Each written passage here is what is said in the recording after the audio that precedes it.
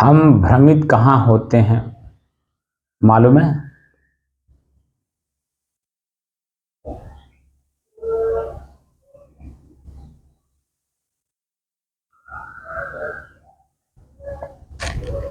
जब आगे का मार्ग समझ नहीं पाता तो भ्रमित होते हैं।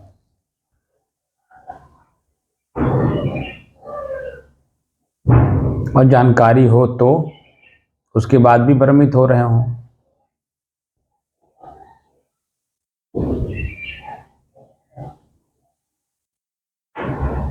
तो गलती है।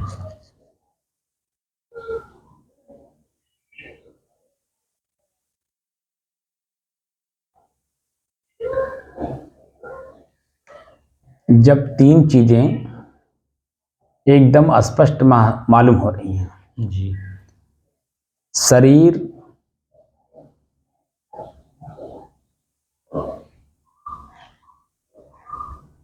पसीना, शरीर और मैं, जी, तीन चीजें मालूम हो रही। जी, दर्द, शरीर और मैं, जी, तीन चीजें मालूम हो रही, एकदम स्पष्ट मालूम हो रही। जी, स्पष्ट। रूप, आंख और मैं, जी, रूप मतलब दृश्य, जी,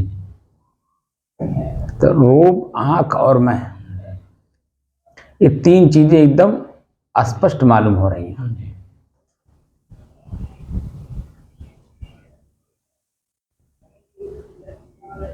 जब तीनों एकदम स्पष्ट मालूम हो रही हैं तो इसमें भूलने का या न जानने का सवाल नहीं होता है। जी, वहां अपनी स्वयं की गलती कहाँ है ये ढूंढना है। यही दिक्कत हो रही है। स्वयं कहाँ है? स्वयं हमने बता दिया कि हम शुद्ध हैं, शांत हैं, स्थिर हैं और शाश्वत हैं। जी, ये बात हम पहले बता चुके हैं। बता चुके हैं। हमारा मन उस पर स्थिर नहीं है, ये सबसे बड़ी कमजोरी है। जी, क्योंकि जो मेरे शरीर में पसीना है, पसीना भी हमें दो चीजें देता है। पसीना जब शुरू नहीं होता है, देखिए अपार कष्ट देता है, क्योंकि गर्मी, जी, बाहर का जो ताप है गर्मी का, वो हमारे शरीर के भीतर तक जाता है जी, और भीतर तक जा करके हमें व्याकुल करता है, परेशान करता है, दुखी करता है और मन चंचल रहता है, हवाएं ढूंढता है, छाया ढूंढता है, तमाम प्रकार की परेशानियां होती हैं। जी, तो जो पसीना है, पसीना आने से पहले अपार कष्ट होता है। पसीना आने आते आते भी कष्ट देता है, पसीना होने के बाद भी कष्ट देता है। लेकिन वही पसीना जब पूरे शरीर को पसीना से भर देता है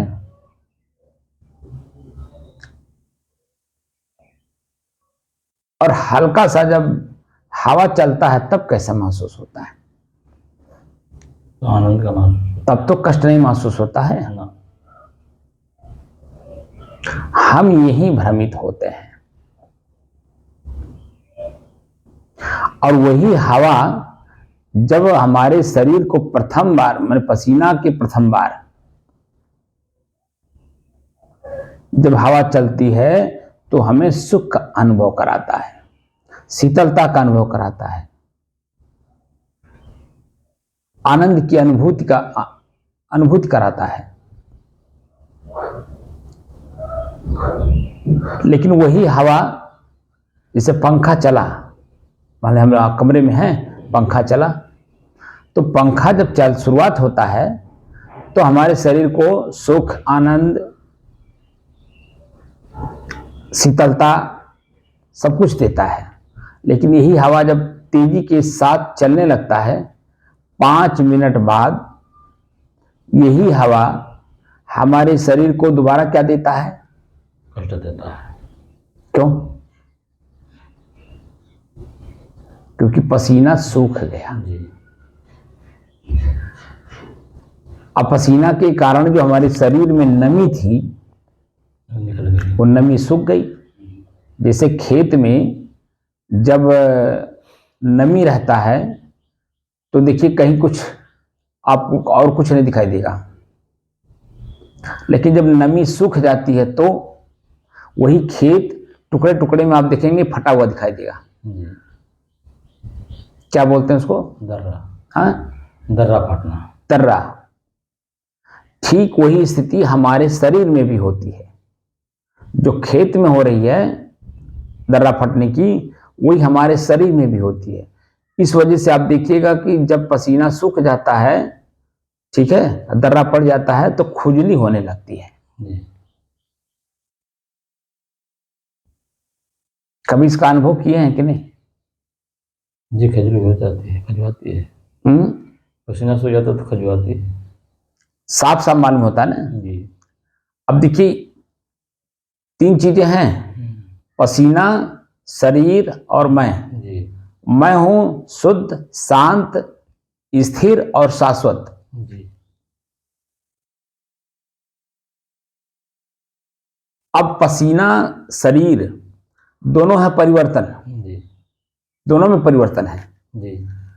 तो शरीर कुछ दिनों तक रहता है, जी। 100 साल, 150 साल, बहुत ज्यादा अगर आपने मेहनत किया है तो 200 साल। ये पहले के लोगों की बात थी। अब तो जो वर्तमान है स्थिति, इसमें लोग क्षणिक सुख के कारण अपने शरीर को निचोड़ देते हैं। निचोड़ देने के कारण आपके शरीर की जो क्षमता है 100 साल, 150 साल, 200 साल जीने की, वह खत्म हो जाती है। जैसे दीवार में मसाला कैसा लगा है, अगर 4 एक का मसाला लगा है तो 50 से 60 साल तक, 40 से 50 साल तक, अगर उसी मसाले को हम 2.5 एक का कर दें तो 50 से 70 साल तक या 60 साल तक। लेकिन उसी मसाले को जब हम 6 एक का, 8 एक का बनाएंगे तो, और आजकल आपने देखा होगा जो ठेकेदारी में काम हो रहा है उसमें तो 12-12 एक का, 15-15 एक का, आप बता दीजिए वो कब कितना देर ठहरेगा?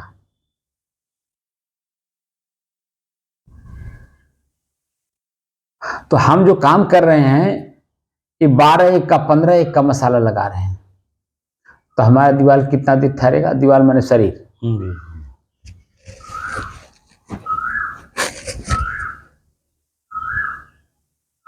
तो हमारे शरीर का जो वीर्य शक्ति है वो हमारे शरीर का मसाला है, और हम शरीर को ज्यादा दिन जीना भी शरीर में रह करके ज्यादा दिन हम आनंद भी लेना चाहते हैं और शरीर को सुरक्षित भी नहीं कर रहे हैं। अब आप बता दीजिए इस शरीर से कितना सुख, आनंद, प्रसन्नता लेंगे आप, जब इसी को स्वयं आप मजबूत नहीं करेंगे तो कैसे काम चलेगा? तो शरीर, पसीना और मैं, अब इसके बीच में जो चीजें मिलेगी यही हमें भ्रमित करती हैं।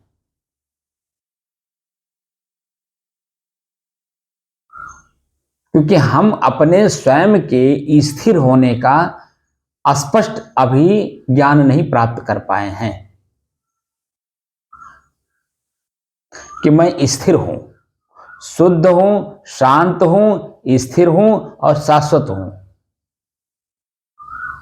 इसका स्पष्टीकरण अभी नहीं हुआ है, इसलिए जो बीच में जो मिलते हैं ये हमें भ्रमित करते हैं और हमारी स्थिरता का लाभ नहीं उठा पाते बल्कि नुकसान करते हैं, चंचलता में बदल देते हैं। और जैसे ही हम चंचलता में जाते हैं तो कष्ट, दुख, पीड़ा, हीन तीन जो भी चीजें हम प्राप्त करते हैं उसी में परेशान होते हैं, दुखी होते हैं।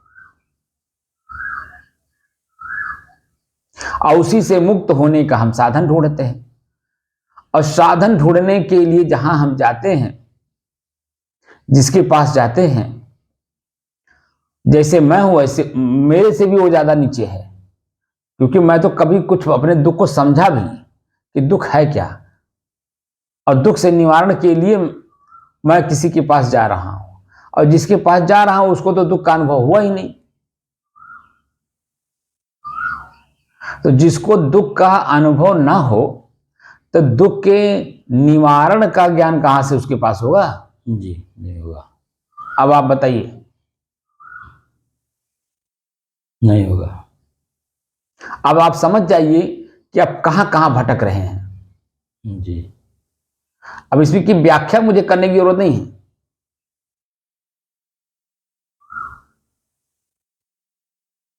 बात को समझ रहे हैं? जी जी तो तीन चीजें स्पष्ट हमारी होनी चाहिए: जी पसीना, शरीर और मैं।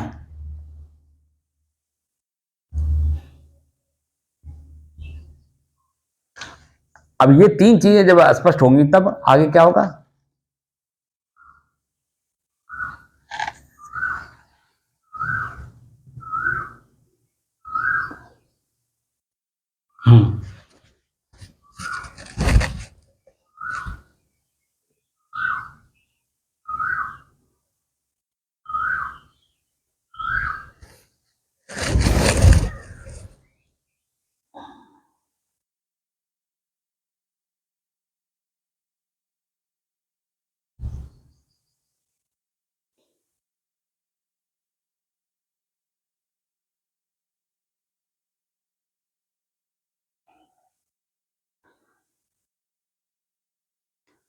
अपने ही चंचल मन को अपने ही बस में करके एकाग्रता, स्थिरता एवं स्वयं अपने आप में शांति का अनुभव करने के बाद अब प्रसंग चल रहा है स्वयं की खोज। स्वयं की खोज का साधना करते करते आज 909 दिन हो गए। तारीख 4 मई सन 2024, दिन शनिवार, प्रातःकाल का समय।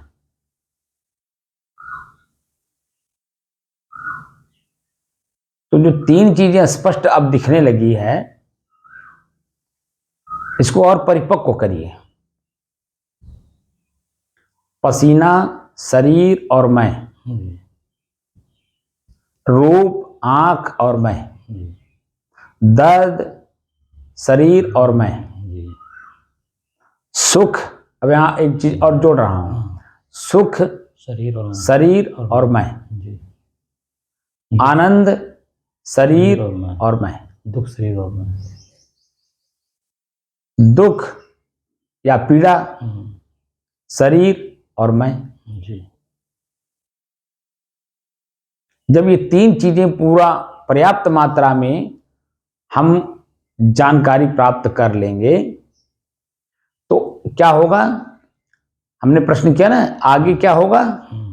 बड़ी सावधानी के साथ, सतर्कता के साथ, चेतना में रहकर एक एक को छोड़ना होगा। क्या करना होगा? एक एक को छोड़ना होगा। जैसे जो दर्द है, या तो दर्द को छोड़िए या तो शरीर को छोड़िए।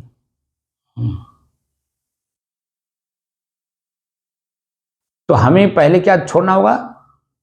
दर्द को छोड़ना होगा। शरीर तो नहीं छोड़ सकते ना, तो दर्द को छोड़ना होगा।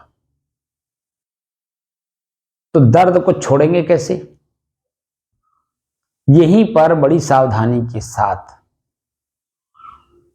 आपको इस बात को समझना होगा कि दर्द को छोड़ा कैसे जाए। तो आपने देखा होगा कि मैं जब दृष्टा दृश्य का अभ्यास करा रहा था तो मैं आपको ये भी कहा था कि मस्तिष्क से लेकर के, मस्तिष्क के तलवे से लेकर जी और नीचे पैर के अंगूठे के ऊपरी भाग तक, जी ठीक है, जी हम अपने शरीर को देखें जी कहां पर हमें क्या मिल रहा है। तो पहले तो हम तलवे को देख लें, दर्द, पीड़ा, आनंद, सुख, हल्कापन, भारीपन क्या महसूस हो रहा है। तो जो कुछ भी महसूस जिस जगह पे हो रहा हो, हम वहां जरा ठहर जाएं और ठहर करके जो कुछ भी हमें मिल रहा था, दर्द, पीड़ा, भारीपन, दबाव, हल्कापन, जो कुछ भी हमें महसूस हो रहा था, हल्कापन महसूस होता है तो हल्कापन का तो कोई मतलब ही नहीं रहता है, वो तो आनंद की अनुभूति कराता है। लेकिन जो भारीपन है, दबाव है, दर्द है, पीड़ा है सर का, अब जब हम इसी को रुक करके देखने लगते हैं तो थोड़ी देर के बाद जो दबाव है, दर्द है, पीड़ा है या जो कुछ भी मिल रहा है, आप देखेंगे कि महसूस होना बंद हो जाता है। सिर्फ शरीर में मैं हूं ये मालूम महसूस होता है। ऐसा हमने आपको दिखाया कि नहीं? जहां भी आपको जो कुछ भी मिल रहा हो और उसके द्वारा मन को कष्ट महसूस हो रहा हो, उसको रुक करके देखिए जी और लगातार देखिए, उसके आगे और पीछे मत जाइए, एकदम उसी जगह पर रुक जाइए और रुक करके लगातार देखिए, लगातार देखिए, लगातार देखिए। तो क्या होता है, थोड़ी देर के बाद जो असहनीय पीड़ा होती है वह देखेंगे धीरे धीरे धीरे धीरे हल्का होता जाता है।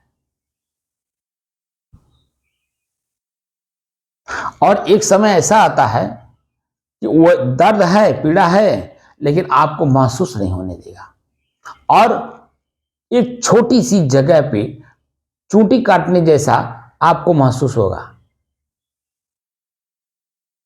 चूंटी काटना भी जन्म वो ज्यादा दर्द देता है, उससे भी हल्का हो जाता है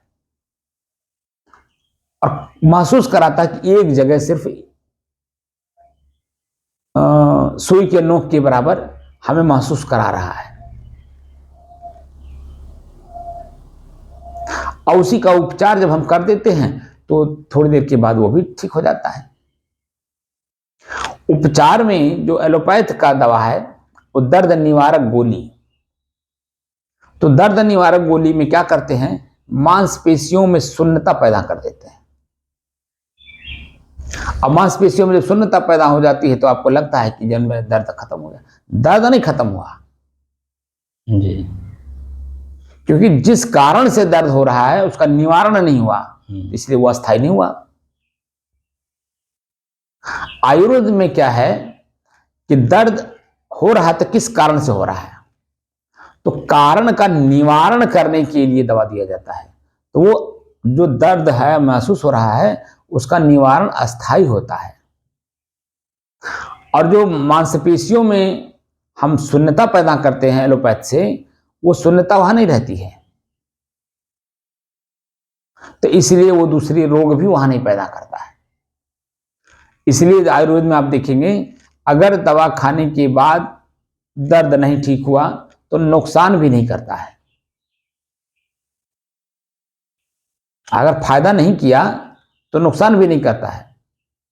लेकिन एलोपैथ जो है एक जगह लाभ देता है तो 9 जगह नुकसान करता है।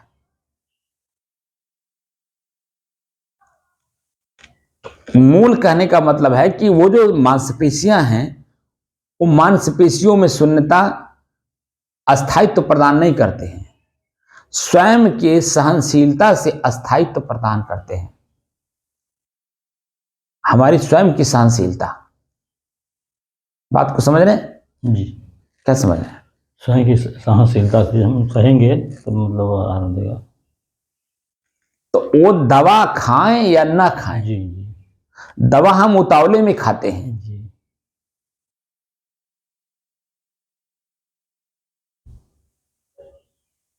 जो तत्कालिक जो हमें जो दर्द पीड़ा महसूस होता है इसलिए दवा उसके निवारण हेतु हम चंचलता में दवा खाते हैं। जी और अगर हम उसी को थोड़ा सहन कर लें जी तो कहीं हमें महसूस होगा। जी धीरे धीरे खत्म हो जाएगा। जो व्यक्ति एसी में है, एसी की आदत बना लिया, तो उसके मन में प्रश्न होता है कि ये जो सड़क पर लोग चल रहे हैं चिलचिलाती धूप में, इनके साथ क्या होता होगा।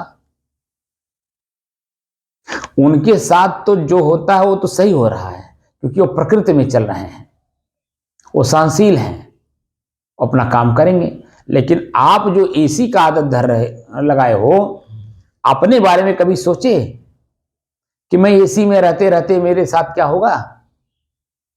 वो नहीं सोचते। सारे ज्वाइंट्स आपके दर्द करेंगे, मांसपेशियां सिकुड़ती हैं,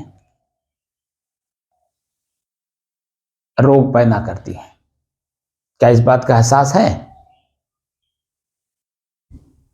और पसीना जितना निकलता है, आप शरीर में जितनी पसीना निकलेगा आपका शरीर रोग मुक्त होता है। आपने देखा होगा कि पहले बच्चे से बूढ़े तक सभी लोग शारीरिक श्रम करते थे। जी आपने देखा होगा। हाँ पसीना बहाते थे। हाँ तो आज जो वर्तमान में बड़े बड़े रोग हो रहे हैं सबको, क्या पहले थे? पहले नहीं थे। क्या पहले बच्चे नहीं पैदा होते थे? होते थे। तो क्या महिलाओं को पहले भी जो है ऑपरेशन से होते थे बच्चे? वो तो जानवर नहीं करते प्रश्न क्या होता है। क्योंकि शरीर से श्रम करने के कारण हमारा सारा काम अपने आप नॉर्मल हो जाता है। तो शरीर एक साधन है, साध्य नहीं। साध्य मैं स्वयं हूं, साधन का उपयोग करने के लिए मैं हूं, और साधन का उपयोग मैं सही ढंग से नहीं कर रहा हूं तो शरीर रोग, साधन रोगी होगा तो मैं क्या उसमें सुखी रहूंगा?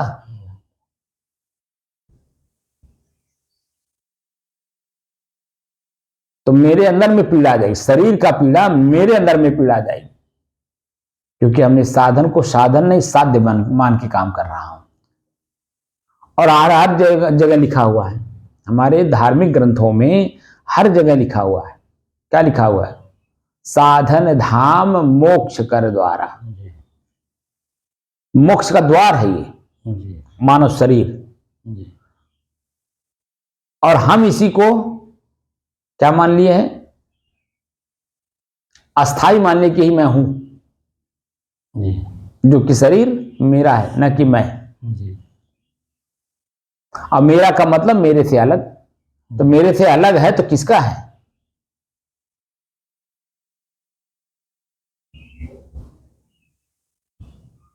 जैसे मैं ये गमछा अपने सर पे रखा, अपने शरीर पे रखा हूं, ठीक है, ये भी किसी मिल का बना हुआ है। अब मिल वाले ने इस पर नाम धागे से तो नहीं लिख पाया, लेकिन स्टिकर चिपका के रखता है। जब ये दुकान में रहता है तो इसके ऊपर स्टिकर रहता है कि किस मिल का है, मालूम हो जाता ना। जो कपड़ा खरीदने वाले हैं विशेषज्ञ, वो कपड़े को हाथ में लेते ही बता देते हैं सूती है, टेरिकॉट है, मिक्स है, क्या है, बताते हैं ना, बताते हैं। आम आदमी नहीं समझेगा, लेकिन जो इसका विशेषज्ञ है वो हाथ में लेते ही बता देता है, और स्टिकर देखते ही बता देगा कि उसका है या नहीं, क्योंकि डुप्लीकेट भी तो चल रहा है। हाथ में कपड़ा पकड़ते ही विशेषज्ञ बता देता है कि जो स्टिकर लगा है सही लगा है या गलत लगा है। वहां दुकानदार को कुछ नहीं कहता है, लेकिन अंदर में उसके जानकारी कर लेता है, जानकारी हो जाती है, इसीलिए उसको लेना है कि नहीं लेना है वो अपना अंदर से डिसीजन करता है, तो फिर बहाना बना करके दुकान से बाहर आ जाता है। तो इस शरीर किसका है? किस कंपनी का? प्रकृति का है। प्रकृति का सामान हम उधारू लिए हैं, वो अपने स्वयं के सुख के लिए,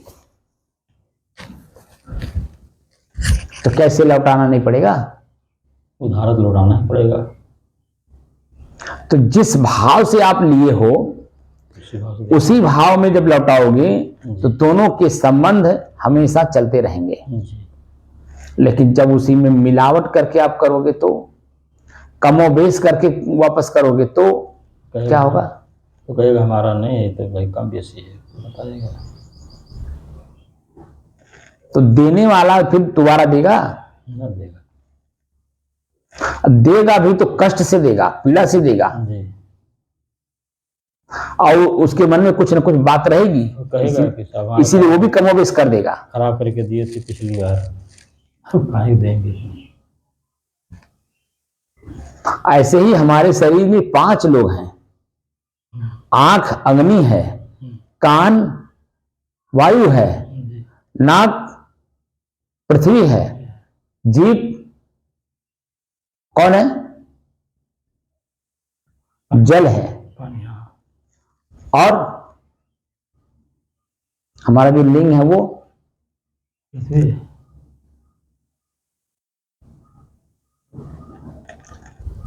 आकाश तत्व है। क्योंकि हवा मारी, ऐसे हवा मारी कुछ लगता है? बोलिए, हाथ ऐसे घुमाइए, किसमें जा रहा है? ये हवा में जाता है, आकाश तत्व में है ना जी। तो कहीं चोट लग रहा है? नहीं। लेकिन जब उसमें कुछ मिलेगा तो चोट लगेगा। जी। तो जो लिंग हमारा है वो आकाश तत्व है। अब जरा उसका खोज करके बताइए कि मैं क्यों ऐसा कह रहा हूं। अगर उसमें सुख होता तो अंत में पीड़ा क्यों देता, घृणा क्यों देता, पश्चाताप क्यों कराता? इसका मतलब है आकाश तत्व है।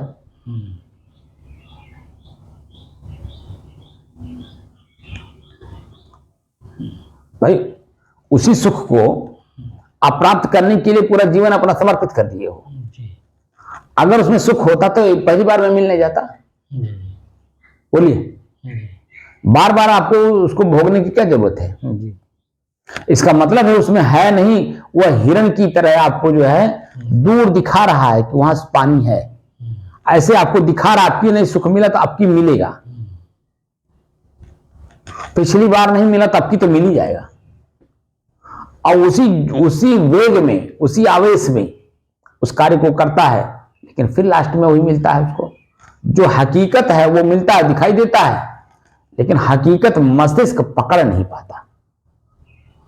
तत्काल पकड़ता है, उसके बाद तो छोड़ देता है। तो क्षणिक हुआ ना, इसीलिए इसको क्षणिक कहा गया। क्षणिक वैराग होता है, क्षणिक होता है। जैसे शमशान घाट पे जाइए तो क्षणिक वैराग होता है, अरे कुछ नहीं है। मुर्दा को लेके जा रहा ना, जब तक मुर्दे के साथ रहेगा तब तक कहेगा कुछ नहीं है, लेकिन जैसे मुर्दे से हटा तैसे। ऐसे इंद्रिय भोग करते समय उसको लगता है कि सब कुछ है, लेकिन जैसे उसको अपना परिणाम मिलता है तो कहता कुछ नहीं है, घृणा करता है। उसी चारपाई पे दोनों सोए हैं, क्रिया होने के बाद बता दीजिए किसी का दोनों का मुंह एक तरफ हो, क्रिया होने के बाद पश्चाताप आत्मग्लानि होती है, और दोनों का मुंह 2 तरफ होता है। तो आप बताइए, अगर उसमें वास्तविकता होती तो वो वास्तविकता दिखाई देता कि नहीं? जो वास्तविकता है वो दिखाई दे रहा है, लेकिन हमारा मस्तिष्क पकड़ नहीं रहा है। और जब पकड़ नहीं रहा है तो उसी से हम अपने आप को बचा नहीं पा रहे हैं। इसीलिए बार बार हम उस भोग को भोगते हैं और सुख से वंचित रह जाते हैं, दुख जरूर ले लेते हैं, शरीर को रोगी बना लेते हैं। जिस शरीर में, जिस साधन में हमें रहना है, इस शरीर में हमें आजीवन रहना है, इससे हम अलग हो नहीं सकते। लेकिन इसी घर को जब हम बार बार कुरेद रहे हैं, खिड़की तोड़ रहे हैं, रोशनदान तोड़ रहे हैं, जो दीवार है, दीवार में जो मसाला है उसको हम करो निकाल रहे हैं, तो बता दीजिए ये मकान कब तक रुकेगा? जैसे आप मूर्ख का परिभाषा ये है कि जिस डगाली पर बैठा उसी डगाली को काट रहा है। तो मूर्खता का लक्षण है कि नहीं? अब आप बता दीजिए कि समाज में जितने भी अपने आप को बुद्धिमान बन रहे हैं, बुद्धिजीवी बन रहे हैं, इस पॉइंट पे क्या है, और जिसको आप मूर्ख कहते हैं, साधु मतलब हमारे यहां पूर्वांचल में मूर्ख, वो कितना होशियार है, जटा रखता है, मैंने जटा बाहर रखता है, सर पे दाढ़ी रखता है, गिरु वस्त्र पहनता है, कुरूप बन करके रहता है। What is the reason? क्या कारण है सब? उसी से बचने का उपाय स्वयं के भीतर में जब जागृत होता है, हमें इससे बचना है, तो बचने के उपाय ढूंढे जाते हैं। क्योंकि वो जो वस्तु है ना सुख का, ये बार बार हमारे आंख के सामने पड़ता है, कान के सामने पड़ता है, हमारे लिंग के सामने पड़ता है। तो जब बार बार पड़ेगा जो चीज, वो हमें आकर्षित करेगा कि नहीं? करेगा।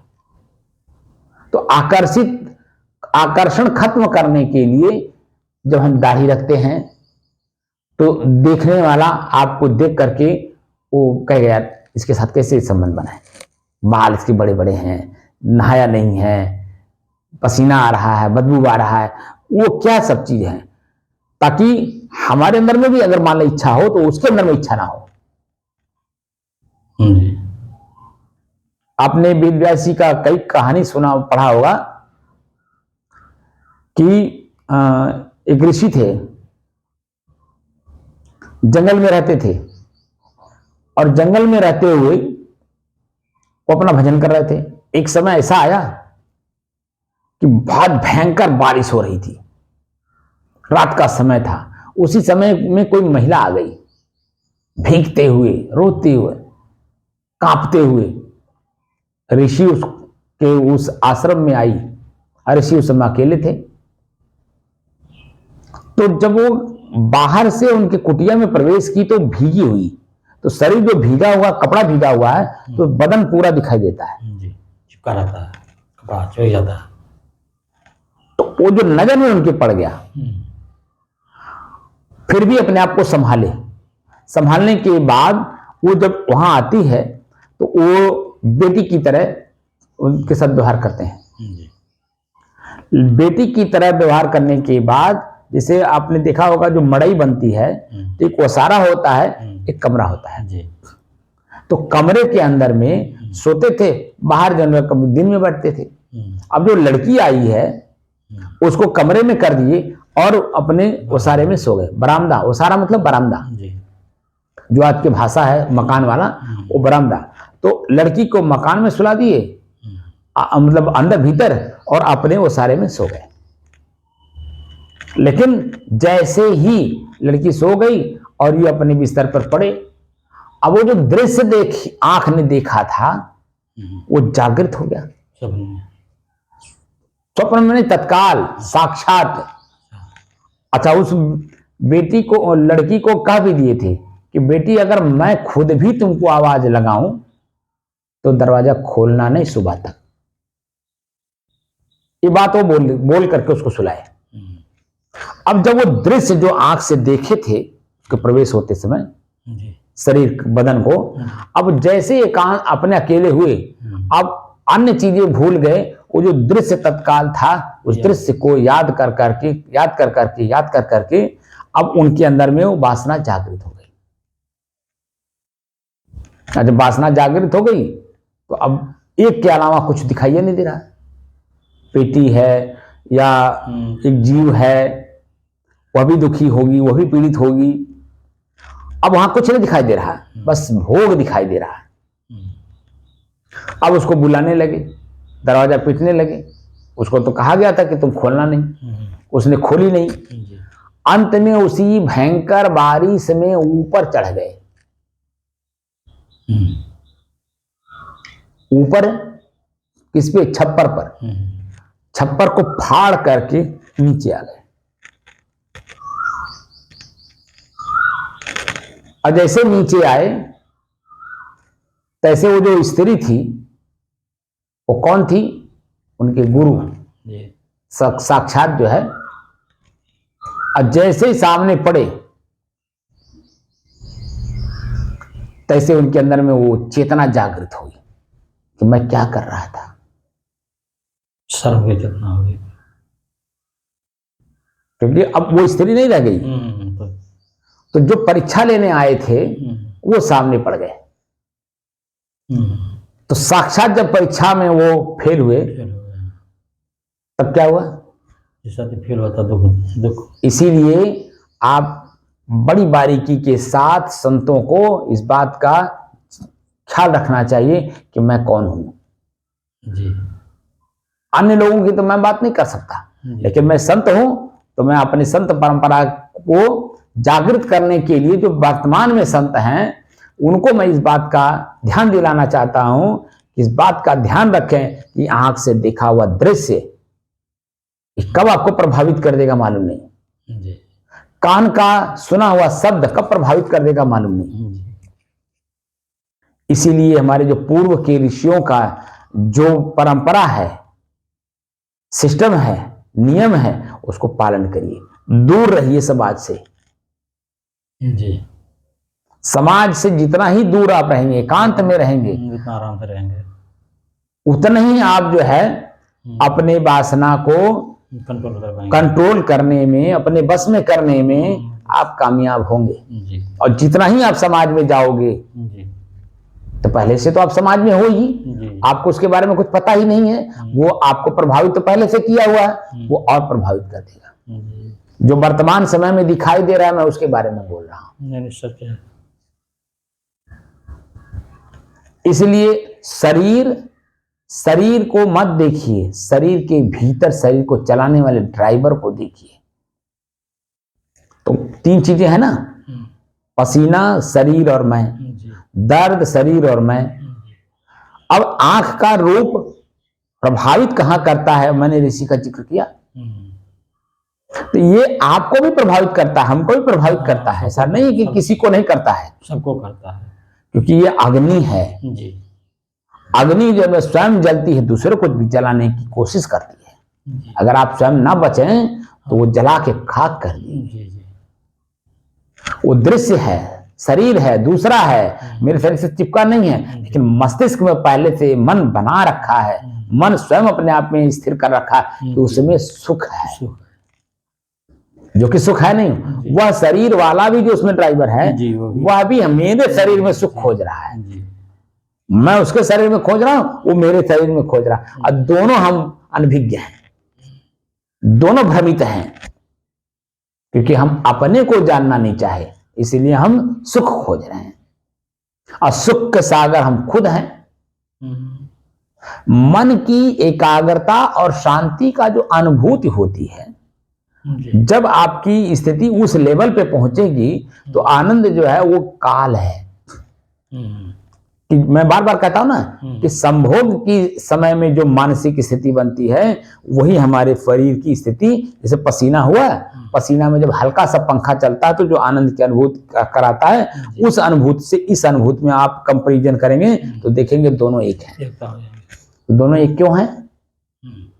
अनुभूति करने वाला दोनों पॉइंट पे एक ही है। अनुभूति करने वाला स्वयं का अनुभूति करता है, लेकिन उसमें खोजता है, यही समस्या है। किसी वस्तु में, व्यक्ति में, स्थान में, धन में सुख खोजता है, जो कि खुद शरीर सुख मिल जाने के कारण ना साहब, क्षणिक सुख मिल जाने के कारण सोचा उसमें भ्रमित है ना, वही भ्रम के कारण है। और भ्रम तब दूर होगा उसका परिणाम जब देखेगा, और परिणाम सामने आता है। परिणाम देखने के बाद भी फिर मतलब वही परिणाम स्थिर नहीं करता ना। यही है परिणाम। मस्तिष्क में स्थिर कर ले तो उसको घृणा, जो घृणा हुआ है ना लास्ट में, वो घृणा को बार बार देखेगा। तो अपने ही भीतर देखेगा, हम दूसरे के शरीर को कुछ नहीं कर सकते। नहीं, अपने ही को कर पाएंगे। हम अपने को कंट्रोल करने की दृष्टि से, जैसे गाड़ियां देखिए सड़क पे आजकल शहर में भीड़ खूब लगी रहती है, जाम जिसको बोलते हैं, खूब जाम लगी रहती है। लेकिन गाड़ी के भीतर जो बैठा हुआ ड्राइवर है, प्रत्येक गाड़ी में, वो आप देखिए धीरे धीरे रेंगता है, अपने को बचा के चलता है। ऐसे ही पूरे समाज में, सड़क पर जैसे गाड़ी जाम में है, ऐसे ही प्रत्येक शरीर एक गाड़ी है। अब इसमें ड्राइवर जो है वो सावधान नहीं है, इसलिए एक्सीडेंट कर रहा है। शरीर हमारा गाड़ी है, हम इसमें हैं, हम सावधान नहीं है, सतर्क नहीं है, इसीलिए एक्सीडेंट हो रहा है। इसीलिए एक्सीडेंट हो रहा। तो हमें अपने आप को बचाना है, तो कैसे बचाएंगे? सतर्क। जब सभी चीजों को जानते हुए आगे बढ़ेंगे। जी मैं इसीलिए आपको कहता हूं कि बार बार आलस्य नींद जमुई ना आने पावे। जी मैं चेतना में था, मुझे मालूम हो रहा था कि पूरा गर्म है, पूरा हवा गर्म है, तो मेरा शरीर कमजोर है, उसको ऑब्जर्व नहीं कर पा रहा है, इसीलिए वो चीज हमारे पर प्रभावित, हमारे शरीर पर प्रभाव डाल करके हमको नींद दे रहा है, जो कि मैं भीतर से चेतनावान हूं। लेकिन आप में वो गर्मी तो गर्मी है ही है, अंदर से जानकारी नहीं है, चेतना में नहीं है, इसीलिए आपकी नाक खुद बजती है, आपको पता चलता है। मैं चेतना में था तभी तो मुझे मालूम हो रहा था कि मेरा सर हिल रहा है और मेरा नाक नहीं बजा, क्योंकि चेतना में रहता हूं। चेतना में रहने पे नाक नहीं बजती है। कभी आप देख लीजिएगा, अचेत अवस्था में बजती है, आंख बंद है, शांत है बिल्कुल, नींद भी शांति अवस्था में ही आती है, और उस समय में नाक बजती है, मेरा कान सुनता नहीं है। लेकिन जब हम चेतना में शांति में रहते हैं तो हमारी नाक अपने स्वयं में बजती नहीं है। कभी आप अनुभव करके देखिएगा, बिल्कुल नहीं बजेगी। लेकिन जब आप निश्चिंत एकदम निष्फिक्र हो जाते हैं,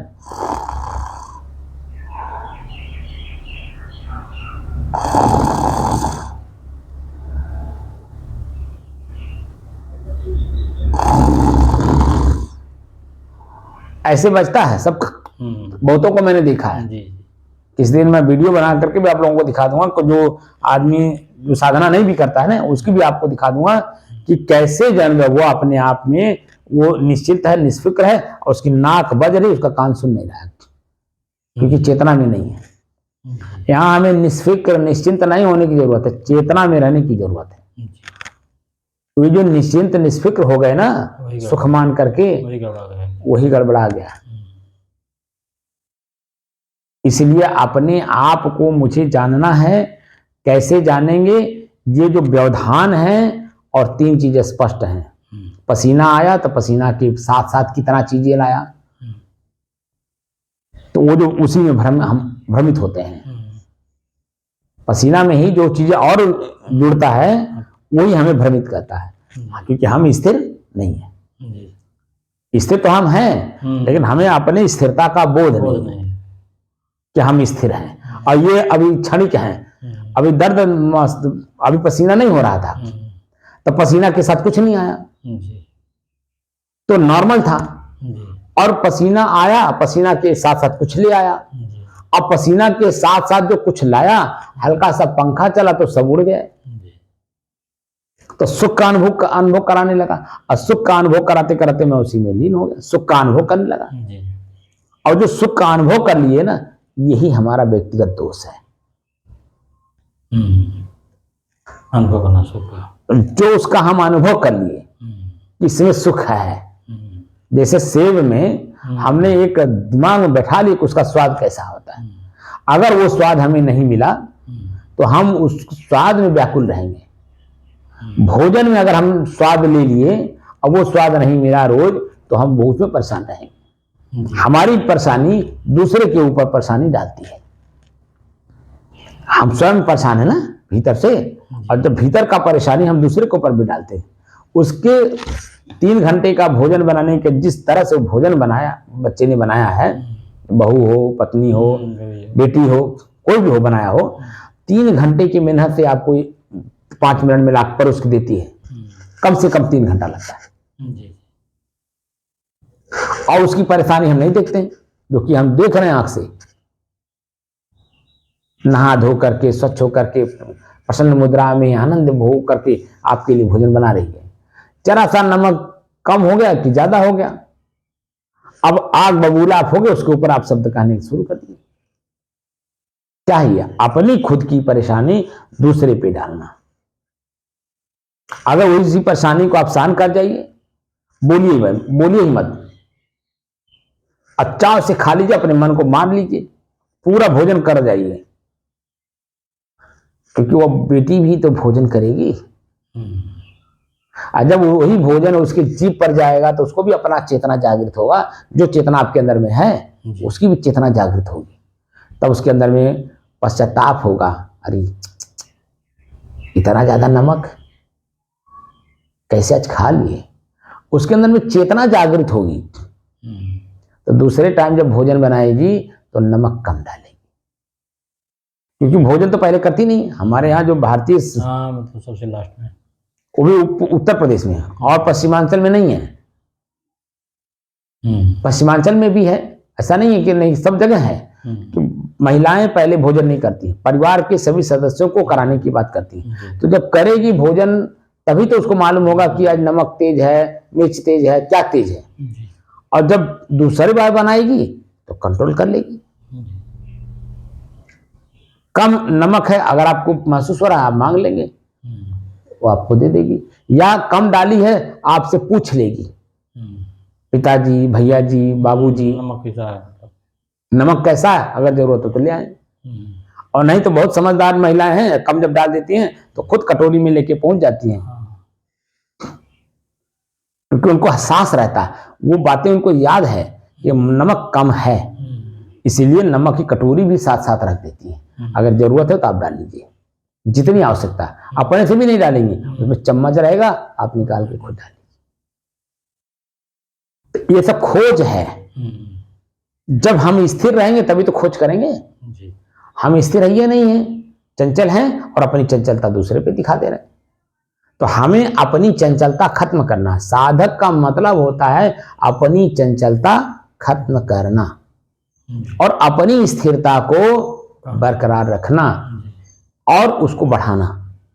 जितने स्थिरता आप बढ़ाएंगे, आप जो उतावले में गलती कर रहे थे और गलती समाज में हो रही थी, वो गलती आप नहीं करेंगे, फिर तो अस्थिर रहेंगे। अब आप बता दीजिए, 35 साल मुझे साधु जीवन में आया हो गया, क्या मेरे शरीर में, मेरे मन में क्या किसी तरह की वासना नहीं जागृत हुई होगी? क्यों नहीं जागेगी, मनुष्य सही है, जागेगा करेगा। लेकिन हम स्थिर हैं, अपनी स्थिरता का मुझे एहसास है, इसलिए हमें जो कुछ भी हमारे शरीर में उपजता है वो क्षणिक उपजता है। मुझे मालूम है कि कौन सी चीजें उत्पन्न हो रही हैं और ये मेरी स्थिरता में ये बाधक हैं या साधक हैं। चाहे सुख हो, चाहे आनंद हो, चाहे दुख हो, चाहे पीड़ा हो, दोनों ही मेरे लिए बाधक हैं। इसीलिए हमें कोई प्रभाव नहीं पड़ता। हमारा कोई मान करे, कोई सम्मान करे, लिखा भी है, मान समान निरादर ही सब संत सुखी विचरंत में ही। तो संत परंपरा में हूं, इसका मतलब है स्थिर चित्त जो है हमारा होना चाहिए, चंचल चित्त नहीं होना चाहिए। और स्थिर चित्त में अपनी स्थिरता का बोध भी होता है और वो मजबूत भी होता है, समझ रहे? तो हमें एक एक करके छोड़ना भी है, लेकिन अभी नहीं, पहले इसमें जो मिल रहा है, जो भ्रमित करने वाला है, इसको पहले मजबूती के साथ उसको देख करके, जान करके, समझ करके अलग अलग कर लीजिए। एकदम अलग अलग कर लीजिए। 3 चीजें मैं बताया था, 3 चीजों में क्या क्या मिल रहा है, अब वो मस्तिष्क में हमारे रहना चाहिए स्मृति के रूप में। नहीं तो ये कब आपको भटका देंगे, कब भरमा देंगे, पता नहीं है। इसीलिए आप देखे होंगे कि बहुत से ऐसे साधक हैं, बहुत ऐसे साधक हैं कि जो बीच में ही रह जाते हैं। और जो मैंने उदाहरण दिया था ना विशाल साहब का, कि 4 बच्चे, जो राजा था राजपाट देना चाहता है, लेकिन लोग विश्वास नहीं करते थे कि राजा अपना राजपाट कैसे दे देगा। जब ढिंढोरा जब पिटवाया तो लोगों को लगा कि राजपाट कैसे दे देगा, भाई राजा तो राजा होता है, वो अपना राजपाट कैसे दे देगा। आदमी उसी के लिए परेशान है, दुखी है, पीड़ित है, लालायित है, और उसको पाने के लिए एन केन पराक्रम कुछ भी कर सकता है, तो कैसे दे देगा। तो सबसे पहले तो यही मन में भ्रम हुआ, लेकिन नहीं, कुछ दिन तक वो लगातार जब चला तो लोगों को विश्वास होने लगा कि भाई सचमुच वो देना चाहता है। और जब देना चाहता है, ऐसा लोगों में विश्वास जगा तो लोग चलने भी लगे। और जब चलने लगे तो महल के 3 किलोमीटर के रेंज में चारों तरफ से 4 दरवाजे बना रखे थे, गेट, मैंने 4 सड़क महल में जाने के लिए थे, बीच में नहीं थे, सब पैक कर दिया था। और चारों गेट पे संसार के जितने भी सुख सुविधाएं थे सब वहां रख दिया था। कि जिसको भी जो प्रिय लगे वो फ्री कर दिया था। तो लोग जब चलने लगे तो जब देखे कि जलेबी छन रहा है, मैंने अन्य जलेबी में एक उदाहरण दे रहा हूं, बाकी तो सब चीजें आप जो जैसा रहता है, जो चीजें उसके सामने पड़ती है वो अपने में आकर्षित कर देती है, क्योंकि उसकी चाहना है। तो उसी चाहना, जब किसी को आपने छुआ, उसमें नियम था, किसी चीज को अगर आप छू दिए तो आप उस नियम में बंध गए, आपको फिर आगे जाने का रास्ता नहीं, वहीं से वापस, या तो वापस कर दिया जाएगा, जबरदस्ती करेंगे तो आपको जेल कर दिया जाएगा, दूसरे राजा बनने तक आपको जेल में रहना पड़ेगा। ऐसा कुछ प्राविधान उसने किया था। तो ऐसे करते करते करते 2-4 साल बीत गया, 10 साल बीत गया, तो 4 बच्चे जो है मन बना के चले, जो गाय भैंस चराते थे ताल में। और वो चारों बच्चे मन बना के चले थे कि कुछ छुआ नहीं जाएगा, राजा तक पहुंचा जाएगा। तो क्या हुआ कि राजा अगर मान लो पहुंच भी जाए, हम लोग राजा को देख भी लें, मिल भी लें और राजपाट ना देख तो क्या होगा? तो कहा कोई बात नहीं, हम अपने राजा को तो देख लेंगे, हम जिस राज्य में रहते हैं हम राजा को नहीं देख पाए हैं। अब पूरा अपना योजना बना करके और चारों चले। जैसे ही गेट के अंदर घुसे तो अब ताल में काम करने भैंस चराने वाले बच्चे भूखे तो रहेंगे ही। जैसे ही प्रवेश किए, अब सुगंध जन समोसा छन रहा था, कचौड़ी पूड़ी बन रही थी, ठीक है, खीर पूड़ी कचौड़ी तमाम। अब बच्चों के अंदर में वो जो उसकी सुगंध थी और भूख तो लगा ही था, अब फ्री में था, मन जन में आकर्षित। एक बच्चे का हुआ कि अच्छा 2 मिनट रुकिए मैं आ रहा हूं, गया तो लौटा नहीं, तो 2 मिनट बाद फिर चलने लगे, 3 चले, आगे चले तो किसी और में 3 लोग तो फंस गए। लेकिन एक मन का दृढ़ था और वह नीचे से मुड़ी दाएं बाएं ऊपर नीचे नहीं किया। अब मन में लक्ष्य बना करके चला था कि मुझे राजा तक पहुंचना है तो पहुंचना है। अब वो राजा तक पहुंचा, 3 फंस गए, चले थे, घर से चल दिए थे, उसमें प्रवेश भी कर गए, लेकिन अलग अलग जगहों पे फंस गए। लेकिन एक जो है फंसा नहीं, और लगातार चलता रहा अपने नियम में, और जा करके राजा के पास पहुंच गया। अब पहुंच करके जब राजा देखे, अरे बालक, वो भी महिला को चला, शरीर में इसके हड्डी दिख रही है, फिर भी जो उन्होंने कहा भाई जब पहुंच गया तो पहुंच गया। अब जैसे बालक पहुंचा, सारी सिस्टम खत्म। अब राजा को तो देना है, तो 1 महीना रुक करके तत्काल मैंने उस बच्चे को सिखाया नहीं, तो पहले तो जैसे पहुंचा, जब पहुंच गया तो मालूम तो हो ही गया, पूरा ढिंडोरा पिट गया। तो तत्काल उसको जब स्नान कराया गया, भोजन कराया गया, उसको एक राजकुमार की तरह रखा गया, फिर ढिंडोरा पीटा गया पूरे समाज में। 1 महीना के बाद उसको राजगद्दी दे करके, क्योंकि पूरा सिस्टम सिखाना था, पूरा सिस्टम सिखा करके 1 महीना रह करके उसके बाद राजा जंगल चले गए, वो बालक राजा हो गया। तो भीतर में हम स्वयं राजा हैं, और स्वयं के भीतर के राजापन होने का एहसास संत लोग कराते हैं कि तुम खुद राजा हो, लेकिन तुम अपने राज्य को तुम जानते नहीं हो कि किस राज्य के तुम राजा हो। और मेरे साथ जुड़ो, तुमको मैं राजगद्दी ना दे दूं तो कहना। अब यही है, देखिए भक्त लोग बनते हैं, सत्संग करते हैं, पहले तो जा करके लोग मेरे बन के दिया। हर आदमी के अंदर में स्वयं राज्य है और स्वयं अपने राज्य का और राजा है, लेकिन मालूम नहीं है। तो संत लोग उसी के बारे में डफली बजा बजा करके, सबको गा गा करके, प्रवचन करके सिखाता है, पढ़ाते हैं, बताते हैं, जनाते हैं, करवाते भी हैं। जो साधना करता है वो कर भी रहा है, लेकिन वहां तक पहुंचता कोई बिरला है जो स्थिर चित्त होकर के। शब्द है, शब्द घूम रहे हैं, परमात्मा परम माने श्रेष्ठ, आत्मा माने स्वयं श्रेष्ठ हैं, लेकिन अपनी श्रेष्ठता का हमें ज्ञान नहीं है। इसीलिए हम कहीं भी चंचलता में कुछ भी कर लेते हैं, बीड़ी पी लिए, सुपान खा लिए, पुकार खा लिए, यानी बिना विचारे सब काम हम कर रहे हैं। तो क्या कर रहे हैं? चंचलता है, पशुवत व्यवहार है, जी। मनुष्य का व्यवहार नहीं है।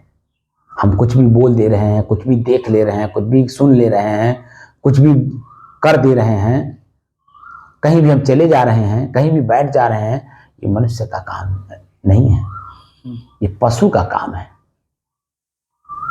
पशु को भी आप देख लीजिए, वो अपने समाज में रहता है, अपने समाज में सुरक्षित है। हम मनुष्य होकर के भी अपने समाज में नहीं है। अब आप बता दीजिए, तो पशु से भी गए गुजरे हैं, क्योंकि मन के अधीन है। इसी मन को हमें कंट्रोल करना है, अपने ही मन को कंट्रोल करना है। तो मन को मन समझेंगे तब तो कंट्रोल करेंगे। यही बात की पुष्टि हम यहाँ करा रहे हैं। हमारे ऋषि यही बात कह गए हैं। हमारे 7 गुरु भाई थे हम लोग, और आपने देखा भी होगा, 2-3 लोगों को तो आपने देखा भी, एक से एक तीरंदाज हैं। वो जो मैं कहा ना कि 4 लोग चले, तो हमारे गुरु जी के पास 7 लोग चले उनसे राज्य गद्दी लेने के लिए, और 7 में सिर्फ मैं आया। बाहर लोग फंस गए, कोई त्याग में, कोई किसी चीज में, कोई किसी चीज में, कहीं न कहीं फंस गए। हम एकदम कहीं भी रहते हैं, हम एकदम अपने आप में रहते हैं, स्थिर रहते हैं, क्योंकि मुझे मालूम है कि मेरा पूर्व कर्म संस्कार हमको तब तक वहां से नहीं छोड़ेगा जब तक वो पूरा नहीं करा लेगा, क्योंकि वो एनवायरमेंट में फिक्स है, उसी को प्रारब्ध बोलते हैं। जैसे रेल की पटरी जो है, पटरी पर रेल ट्रेन फिक्स है, ऐसे मेरा जीवन जो है वो प्रारब्ध पे फिक्स है। इसीलिए मैं वहां से तब तक नहीं हट सकता हूं जब तक वो पूरा नहीं हो जाएगा। तो क्यों ना हम उसको पूरा भोग लें। तो सब अपने में हटते हैं कि प्रारब्ध रोके रहता है, वो रोके रहता है। प्रारब्ध रोके रहता है, लेकिन हम अंदर से स्थिर जब हैं, प्रारब्ध को देख रहे हैं, तो हम क्या करेंगे। जैसे मान लीजिए कचहरी गए, कचहरी जाना हमारा प्रारब्ध है जी। तो कचहरी क्यों गए, वहां चाय का पैसा देना है, भूजा का पैसा देना है, पेपर का पैसा देना है, एक पन्ने का पैसा देना है, एक चपरासी का पैसा देना है, एक अर्दली का पैसा दे। कितने लोगों का कर्जा खाया हूं मैं। तो मैं खुशी से खुशी जो उससे पूछता, भाई कितना हुआ, जितना कहता तुरंत दे देता हूं। काम तो कराता हूं, रिक्शा पर भी बैठता हूं तो कम कराता हूं, क्योंकि ग्राहक हूं, तो उसका व्यवहारिक जीवन का भी कुछ लेता हूं लाभ, लेकिन जितना उसने कहा उतना मैं तत्काल दे देता हूं, क्योंकि उसका अपना शेयर ही लेगा, वो उससे ज्यादा नहीं लेगा। तो क्यों ना उसका शेयर दे करके हम अपने आप को हल्का कर लें। और जब वो खुश होकर के चला जाता है तो फिर मेरे ऊपर कोई बर्डन आता है नहीं, क्योंकि उसका खुशी उस रुपए में है, उसकी अपनी इच्छा में है। उसकी इच्छा पूरी कर दो, आपके साथ तो दुर्व्यवहार नहीं करेगा। लेकिन जैसे उसकी इच्छा आपने पूरी नहीं की, क्योंकि वो आप उतना मांगेगा जितना आपके पास शेयर है, उसकी आवाज भी भीतर से उतनी आएगी जितना शेयर वो आपके पास उसका है, उतना आवाज आएगी। आप आवाज जितनी निकली उसकी पूरे कर दीजिए, वो खुश होकर के आपसे हट जाएगा। लेकिन जब आप नहीं देंगे तो पीड़ित होगा, अंदर से पीड़ित होगा, फिर बाहर पीड़ा प्रकट होगा, फिर झगड़ा भी होगा, फिर और पीड़ा बढ़ेगी, तो और कहां तक बढ़ेंगे आप। तो इसलिए खुश होकर के अपनी जगह अपनी स्थिरता का लाभ उठाइए, कि उसको खुश करके भेज दीजिए। आपका नुकसान नहीं है, ये नुकसान बाहरी नुकसान नहीं है, आपका भीतरी नुकसान है। अगर आप उलझे वहां पे कम किए तो भीतर का जो हमारा स्थिर शांति है उसमें रुकावट आ जाएगी। इसीलिए समझदार लोग, इसीलिए जो दान पुण्य धर्म भंडारा सब जो किया जा रहा है, ये चित्त शुद्धि के लिए, चित्त की शुद्धि के लिए किया जाता है। और चित्त शुद्ध रहेगा तभी तो स्थिर रहेंगे। और अगर अपने आप में स्थिर नहीं है तब क्या होगा, दिक्कत होगी, चंचल पैदा। तो जो हमारी स्थिरता हमें अपने आप से ही दूर हो जाएगी, वो हमें दूर कर दिया, अपने ही चीजों से मैं दूर हो गया, क्योंकि मिलावट आ गई उसमें। अब मिलावट किसी दूसरे ने नहीं किया, मेरे मन ने किया, चंचलता में, समझ रहे हैं।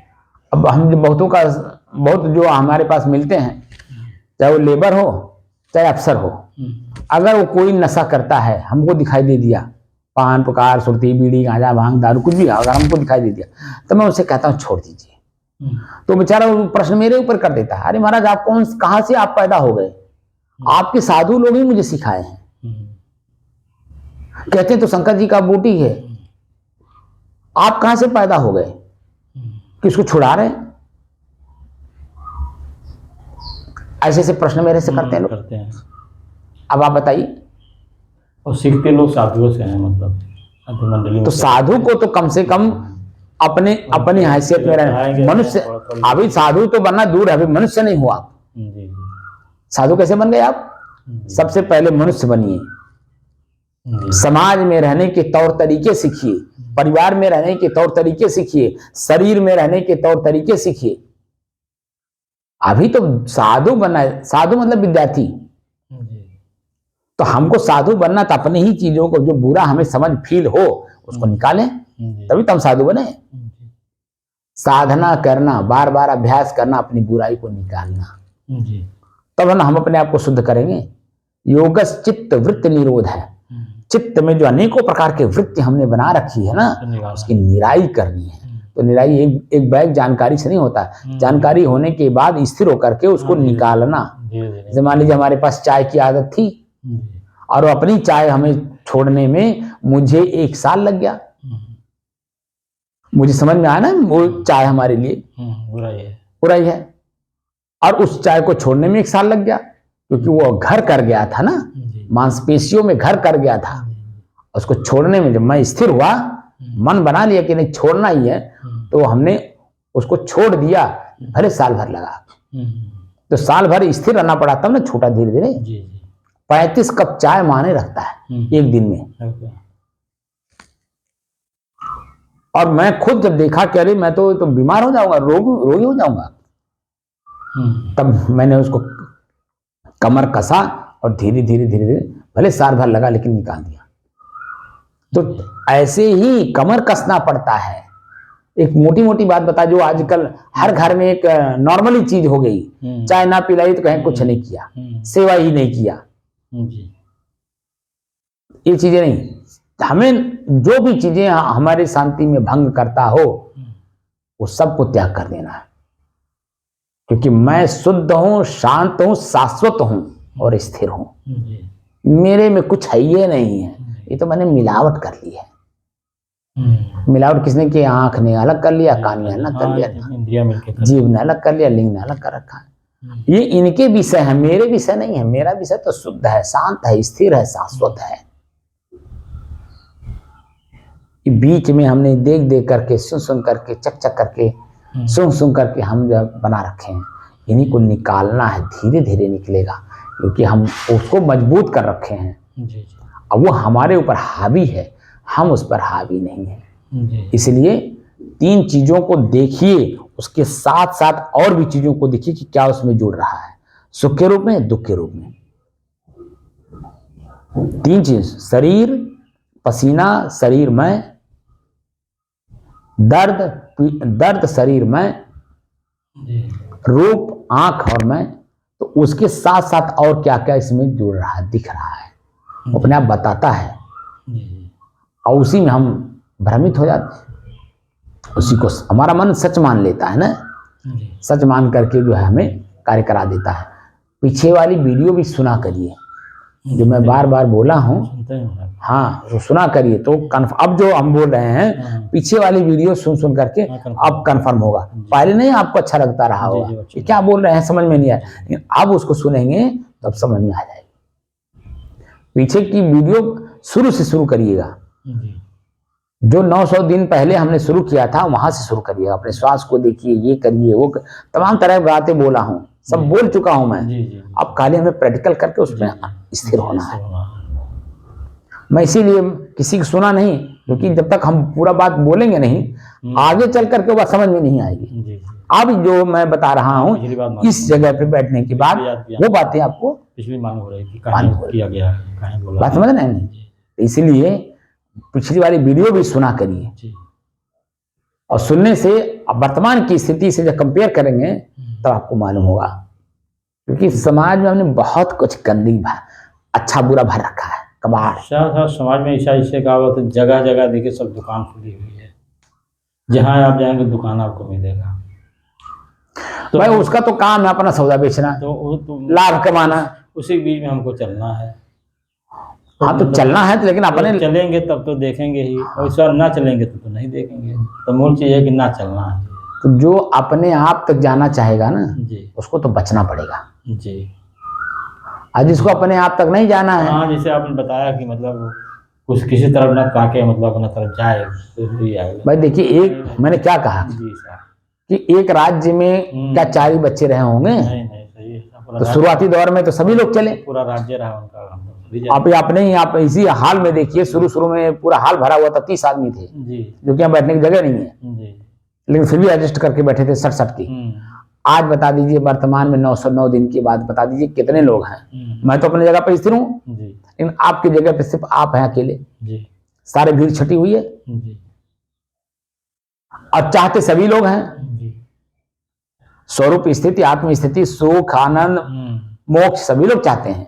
कौन नहीं चाहता है? सभी चाहते हैं। तब लेकिन क्या चाहना सिर्फ चाहने से मिल जाएगा? ये करने से मिलेगा। जी आप स्थिर होकर के कर रहे हैं, इसीलिए हमें भी आनंद आ रहा है। जी और आपके माध्यम से मैं पूरे विश्व को समझाना चाहता हूं कि ये एक के लिए है, जी और एक जिसके अंदर में हिम्मत हो वो आए, जी बढ़ करके हमारे पास इस चीज को अनुभव करे। जी। सही है।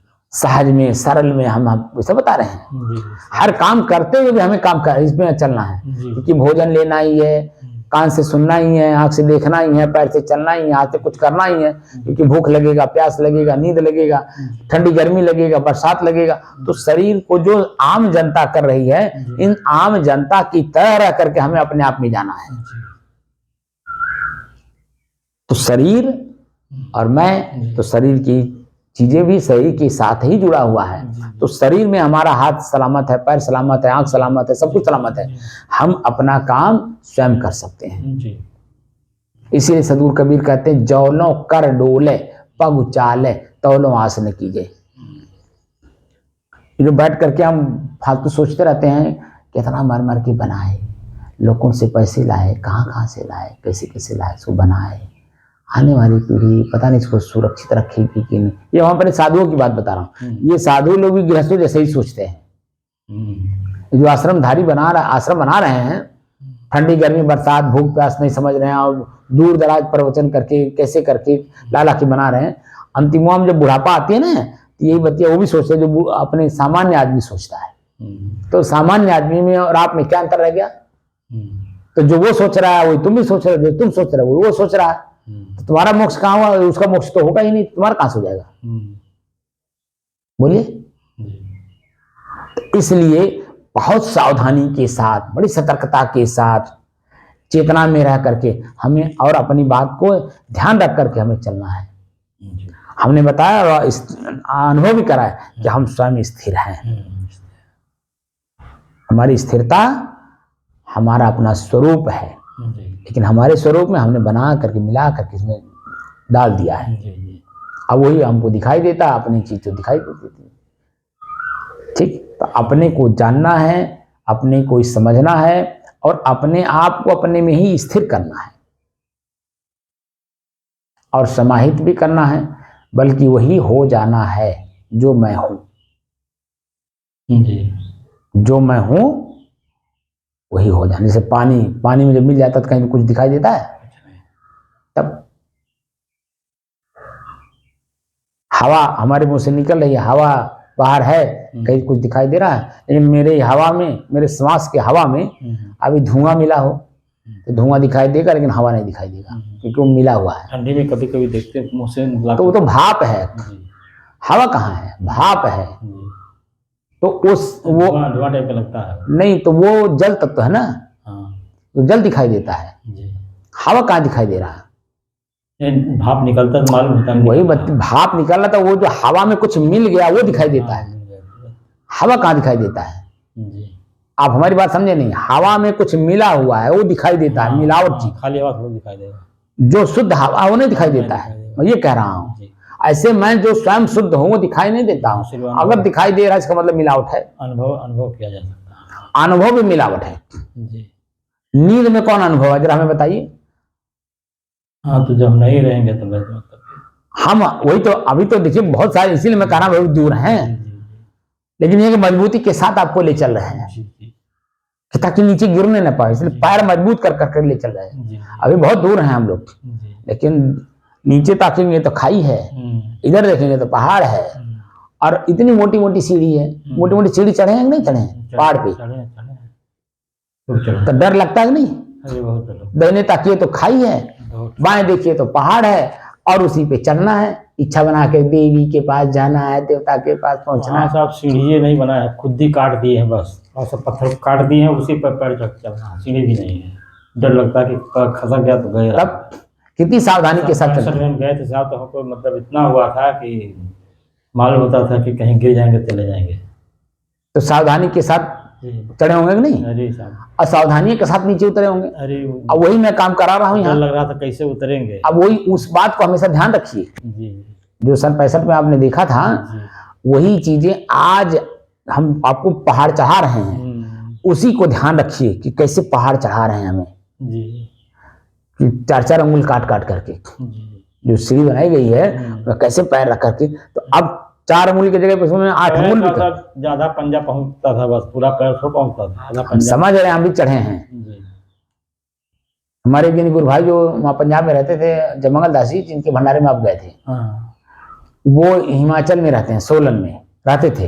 अब तो शरीर से नहीं है। सोलन का तो सोलन में एक जगत खान गांव है, सोलन से 10 किलोमीटर दूर गांव है जगत खान। उसी के ऊपर पहाड़ है, पहाड़ों में छोटा सा गुफा है, और वो 100-150 साल पहले कोई बनवाया था राजा किसी संत के लिए, ठीक है। और वो जो है गुफा आज भी बरकरार है, लेकिन अब तो मैंने सीढ़ी बाकायदे बनवा दी, यही हमारे गुरु भाई बनवा दिए, पहले सीढ़ी नहीं थी। तो वही जो आपका ने कटा हुआ, तो मैं खुद चढ़ा हूँ उस पर। सन 95 की बात है, मैं उनके पास निमंत्रण लेके गया हुआ था। तो टेलीफोनी तो कोई वार्तालाप होने का कोई सवाल नहीं था, तो वहां जाना पड़ा हमें। तो 4 अंगुल की ही सीढ़ी थी, और रात के 12 बजे चढ़ा था, वो भी बताऊं आपसे। टॉर्च लिया था, 3 सेल वाली टॉर्च, यही हमारे साथ दास जी हैं, दाढ़ी वाले जो आए थे, आप मिले थे ना, वो बरनाला वाले। वो बेचारे हमको बरसात का, उस समय बरसात का सीजन था, तो बरसात का सारा सिस्टम हमको, मैंने जैकेट वगैरह सब कुछ, और छाता वगैरह, 3 सेल का टॉर्च, पैसे वगैरह सब कुछ दे करके हमको भेजे थे। गया मैं वहाँ, रात में पहुंचा 12 बजे रात में। वहाँ किसी को कोई पूछता ही नहीं है। नीचे जो मकान थे, मैं उनको सबको बताया, भैया हम साधु हैं, महात्मा जी से मिलने आए हैं, हम उन्हीं के गुरु भाई हैं, और रात में मैं ऊपर कैसे चढ़ूँ, जंगल में कैसे जाऊँ, और मैं रात में रुकना चाहता हूँ और सवेरे उनसे मिलना चाहता हूँ। किसी ने जगह नहीं दी।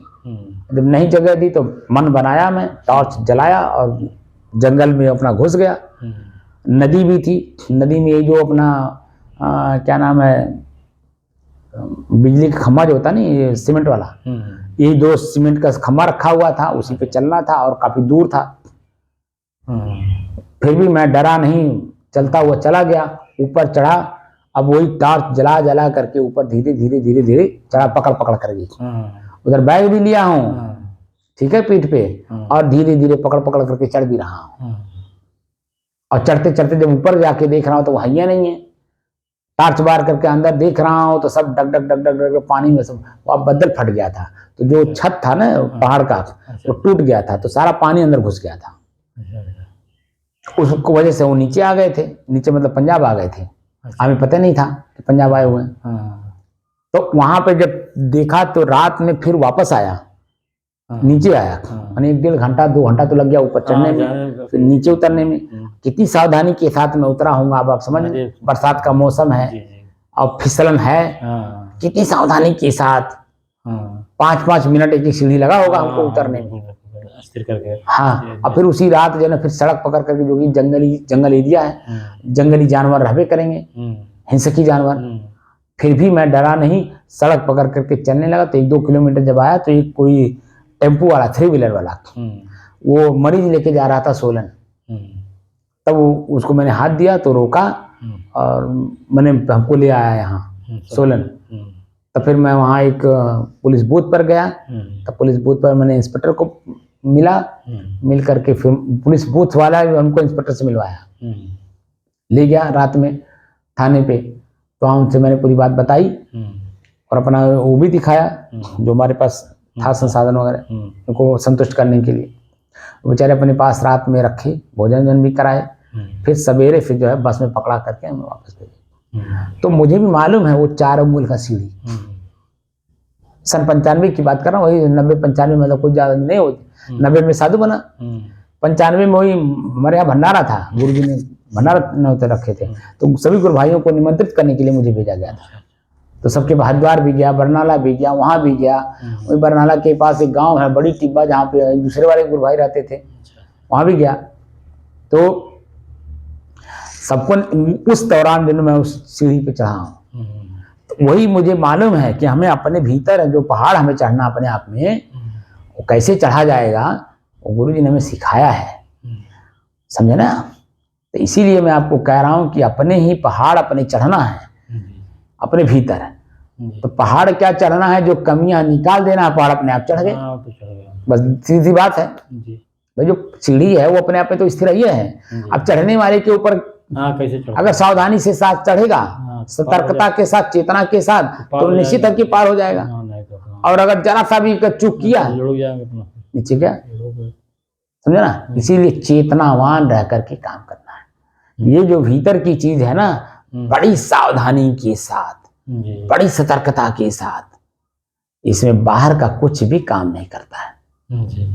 हाँ, तब जाकर के अपने आप का बोध होता है, मस्ती आती है, काम करते हुए आप स्थिर हैं, क्योंकि आप देख रहे हैं कि तो प्रकृति में अपने आप हो रहा है, हम नहीं कर रहे हैं। ये हम बोल रहे हैं ना, ये भी अपने आप प्रकृति में हो रहा है, मैं बोल नहीं रहा, मैं तो स्थिर हूँ। ये शब्द निकल रहा है हवा के द्वारा, क्रिया हो रही है, जो भी क्रिया प्रकृति के है अपने आप में हो रहा है, मैं कुछ नहीं कर रहा हूँ। इसलिए मैं जो बोल देता, अब आप जितने भी वीडियो में बनाया हूँ, वीडियो में दोबारा भी बात बोला हूँगा, नया भी बोला हूँगा, मैं सुनता ही नहीं अपनी चीज को। अपनी वीडियो बना करके मैं अपनी नहीं सुनता हूँ, लेकिन आपको सुनने की जरूरत है, क्योंकि मैं जो बोल रहा हूँ वो आपको अपने तक पहुंचने के रास्ता बता रहा हूँ, जो मैं कर चुका हूँ। और जिस जगह जाके मैं बैठ गया हूँ, उसी जगह बैठाने की कोशिश कर रहा हूँ, क्योंकि स्वयं आप राजा हैं, अपने शरीर रूपी राज्य के राजा हैं। ठीक है, इंद्रियां हमारे जो है हमारे सलाहकार हैं। ये सलाहकार हमको कहाँ कहाँ भटकाते हैं जान लीजिए, ये पता चलता है। हमको स्थिर रहने नहीं देते, हमको सुप्त कर दिए हैं, सुला दिए हैं। जैसे अपने लखनऊ का जो कौन था नवाब, इतना अपने आसक्त हो गया था सुख सुविधाओं में कि जब अंग्रेज लोग अटैक किए, सब लोग भाग गए। बताते हैं नवाब नहीं भागा, पकड़ा गया। जब पकड़ा गया तो पता चला कि यार कोई जूता नहीं पहनाया। अब आप बताइए, इतना आसक्ति कि कोई जूता पहनाएगा तब वो भागेंगे। अब आप बताइए, तो अभी भी कहावत तो चल रही है, क्योंकि 75 साल हो गया उस चीज को बीते, लेकिन फिर भी कहानी अभी चल रही है कि कहा लखनऊ के नवाब हो। अभी भी लोग, आम जनता बोलती है, इसी बात पे बोलती है कि अपना जूता नहीं पहन पा रहा। इतना मूर्ख, उसको अपने मरने का, अपने मतलब जेल जाने का, प्रताड़ित होने का उसको भय नहीं है। वो समझ रहा है ऐसे ही हमारा हमेशा रहेगा, जो कि परिवर्तित संसार है। तब परिवर्तित संसार में आप स्थिर कैसे रह सकते हो? जहां स्थिर हो वहां तो आप स्थिर होना नहीं चाहते हो, और जहां आप परिवर्तित हो, परिवर्तनशील संसार में हो, वहां स्थिर चलना चाहते हो। कैसे होगा? तो इसीलिए अपने में जाना है, अपने आप में जाना, बड़ी सावधानी के साथ। जब भौतिक जीवन को, किसी चीज को प्राप्त करने में कितनी सावधानी बरतनी पड़ती है, पहाड़ चढ़ना है तो अध्यात्म है। मैं स्वयं अपने आप में जा रहा हूँ ना, यहाँ सारी मिलावट खत्म करनी है, सबकी चालाकी खत्म करनी है। आँख की चालाकी, कान की चालाकी, नाक की चालाकी, जीभ की चालाकी, हमारे शरीर के, हमारे मांसपेशियों के, हमारे नसों के, हमारे अपने ऊपरी चमड़े के, हमारे लिंग के, जितनी भी चालाकियां हैं सब खत्म करनी है। तब हम अपने आप में एकदम स्थिर रहेंगे, और स्थिर होकर के फिर इसी का भोग भी करेंगे, इसी शरीर का, क्योंकि हम तुरंत मर भी तो नहीं जाएंगे ना, स्थिरता से करेंगे बड़ी सावधानी के साथ। तो हमें किसी चीज को भोगना है कि नहीं भोगना, तो जानकारी करके करेंगे। हाँ।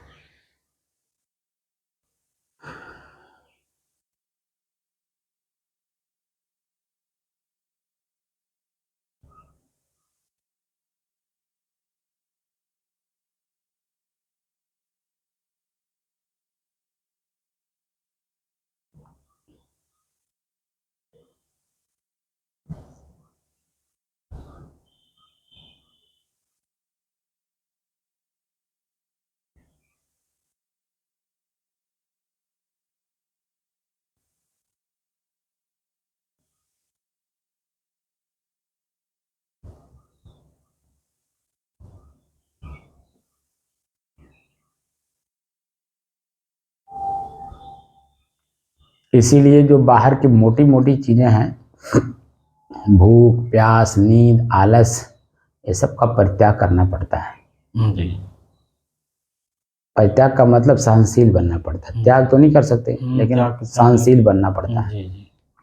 और जितने सहनशील होंगे उतने आपकी स्थिरता अपने आप में स्थिर होगी, मजबूत होगी। जी।